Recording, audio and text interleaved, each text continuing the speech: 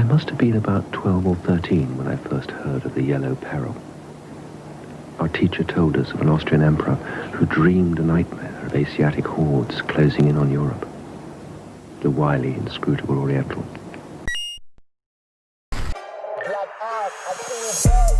Hey mates, it's your boy, the glorious son of the East, 100% natty, Golden Alpha here, back at it again with another video. In this video, I'll be explaining the academic concept known as the Yellow Peril. Just a heads up, this video is going to be a bit spicy, so if you are sensitive to the topics of racism, colonialism, and sexism, feel free to sit this one out. And if you are a racist Nazi cunt, please fuck off. These videos aren't for you. I don't care about your dumb comment where you're larping about being a white Western crusader. Free speech is not free on my channel. You gotta pay for that shit, mate. Patreon.com/pixelhipster. Oh, was that a fucking segue for plugging my Patreon? Oh god, I'm a Giga Chad. Let's go. Sorry if my voice is a bit fucked. I'm a little bit drunk right now. I don't know. It's like 3 a.m. I don't know why I'm doing this at 3 a.m. I probably should be sober while doing this, but you know, it's gonna be cringe. But you know, it wouldn't be a Pixel Hipster video without a dash of cringe. Oh. And I feel no pain. The opium.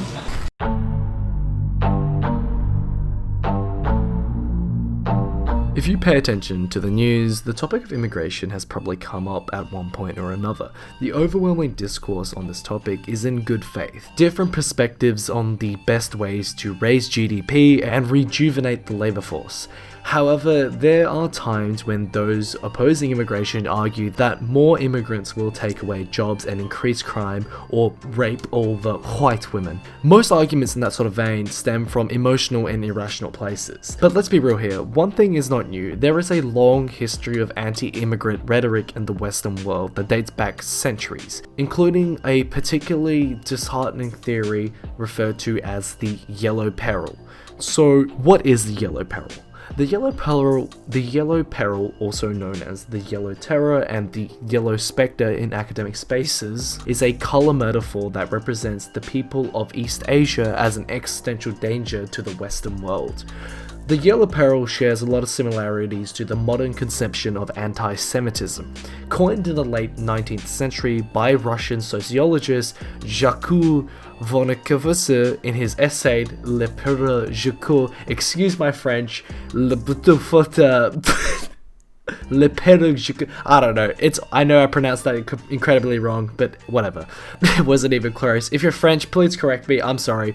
You know what, no, fuck you. If you're French, fuck you. Go lose some wars. Yikes, that was racist. I love the French, even if they are a weird bunch.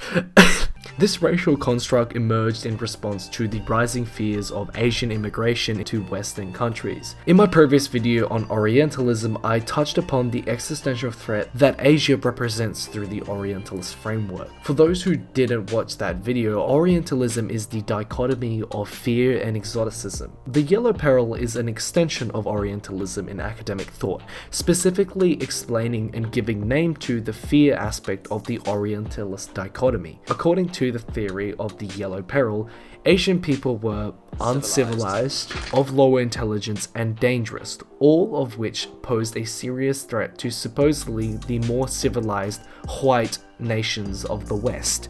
The Yellow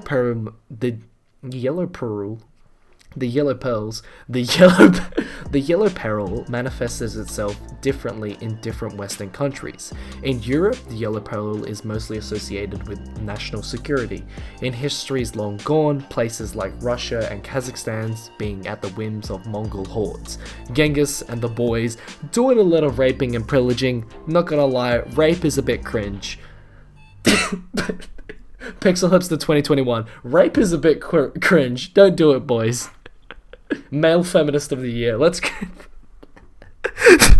In America, the concept was a reaction to growing economic instability and moral panic. As I mentioned before, quite similar to the tide of anti-Semitism in 1930s Germany. In the early days of Australia, where mineral deposits and gold mining were common, the Yellow Peril was the resentment of Chinese laborers taking resources away from white working class individuals. And British people just hate Asian people for no reason. Because fucking Britbungers and Pongs are just a bunch of hateful cunts. Yikes, bro, this is gonna be a spicy video. During the first half of the 19th century, while Western countries were expanding and experiencing relatively stable economies, Asian immigrants were genuinely tolerated, if not welcomed by, say, white Americans and white Australians. However, when economics began to stagnate and competition for jobs increased dramatically with the arrival of new waves of immigrants, in response to competition and growing diversity, the attitude towards Asian immigrants shifted. They were demonized by white Americans, white Australians, and other people living in the West. Rather than actually addressing economic issues, the big-brained white dudes opted to push anti-Asian propaganda demonizing Asian immigrants.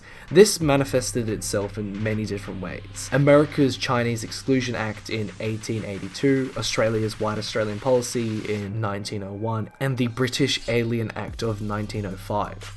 While in years to come, these policies were dismantled because they were shit for the economy and they were bad and terrible fucking ideas.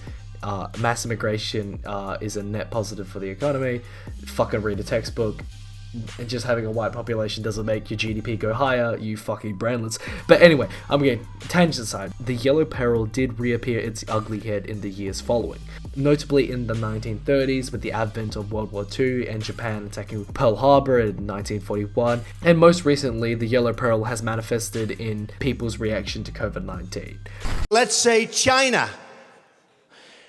China. China. China. China. China. China. China. China. China. China.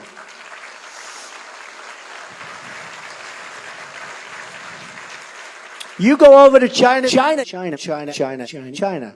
There are obviously other examples we can put through in the intervening years, but these are probably the bigger ones that we're going to stick to for today. So we kind of have a rough idea of what the Yellow Peril is. So how are we going to go about alleviating the issues it presents? Well, there are many ways to go about this. Having more ethnically Asian politicians in parliament to properly represent the percentage of Asian citizens. Doing that would hopefully also ensure no more Asian exclusionary policies are implemented. But in my opinion, the biggest thing that would help alleviate the issues the Yellow Peril presents, well, it's my favorite thing. In one word, media representation. There is a reason why these stereotypes and this form of bigotry is so persuasive for so long. It's because it's validated by Hollywood and our media industry. For more than half a century, Asian people could only get on TV as Chang Man number 37. Mate, sometimes it wasn't even an Asian person, it was some white bloke with tape wrapped around his eyes. I understand we all look the same.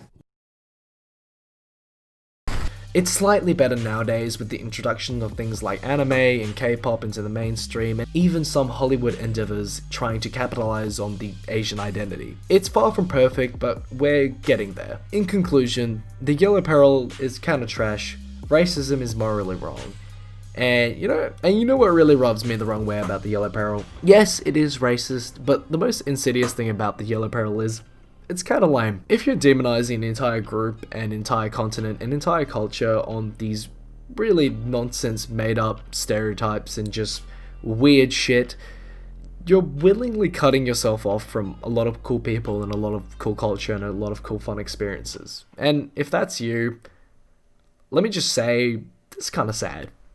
And I kind of feel bad. この番組はご覧のスポンサーの提供でお送りしました。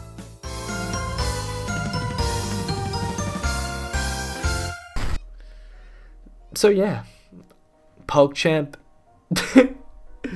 yo, hit the bell. I'm a little drunk right now. This video was meant to come out a month ago, but I've been procrastinating because I don't like recording my voice. But I'm a little tipsy, so I'm able to do it now. Thank you very much for putting up with my hiatuses. I'm trying to make a video once a week, And please hold me accountable. Spam me every day. I'm gonna make a video once a week for all of 2021. Hold me accountable. Hit the bell. Become a member. Like, comment, and subscribe. Join Discord if you want to debate. Follow me on Twitch, Twitter, and Instagram. Thank you to my Patreons. I love you all. You guys are kings. Anyway, speaking of my Patreon, if you want to kick $2 or more over to my Patreon, you can ask me a question, like lovely AD here, who asks, AD, if you could import one aspect of Asian brackets any culture in Asia to your people, what would it be? I don't know exactly who my people are in this. I'm just gonna assume it's Australian, but yeah, whatever. Apparently in apparently in the Philippines, like straight Filipino men just get head from guys, and that's not considered being gay. I don't know. I got told that the other day, and I think that's pretty based. Is that weird? I think that's kind of weird, but I think that's cool. Are we done? Alright, donate to my Patreon. I love you all. See you next time. I'm so cooked.